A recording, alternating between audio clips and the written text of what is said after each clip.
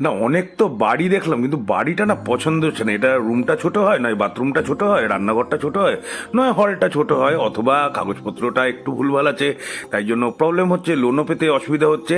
তা আজকে একটা প্রপার্টি নিয়ে এসে একটা জমি নিয়ে এসেছি। জমিটা কিন্তু সস্তা সুন্দর একদম, যেটা বলেছি, হ্যাঁ, মধ্যম গ্রামে জলের দামে ফলের রস। তো সেই টাইপের একটা জমি নিয়ে এসেছি, 1.5 কাঠা জমি আছে, ঠিক আছে।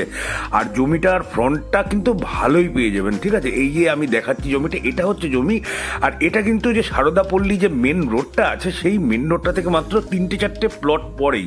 মানে আপনি যেখান থেকে অটো টোটোতে নামবেন সেখান থেকেও আসতে পারেন, অথবা আপনি যদি চৌমা থেকে আছেন, সারদাপল্লী যে মেন সারদাপল্লীর গলি আছে সেইখানে নামলেন, নেমে কিন্তু হেঁটে হাঁটা পথে মাত্র 2 মিনিটের মধ্যে আপনি এই জায়গাটায় পৌঁছে যেতে পারবেন।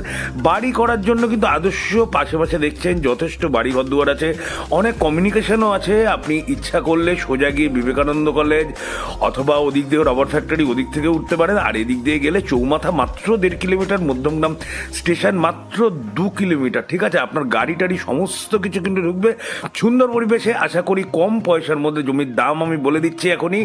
জমির আস্কিং প্রাইস রয়েছে মাত্র 12 লক্ষ টাকা করে পার কাঠা, মানে টোটাল 18 লক্ষ টাকা। আপনি কথা বলে নিয়ে নেগোসিয়েশন হালকা পাতলা কিন্তু হয়ে যাবে। তাহলে ভিডিও ভালো লাগলে লাইক কমেন্ট করে জানাবেন।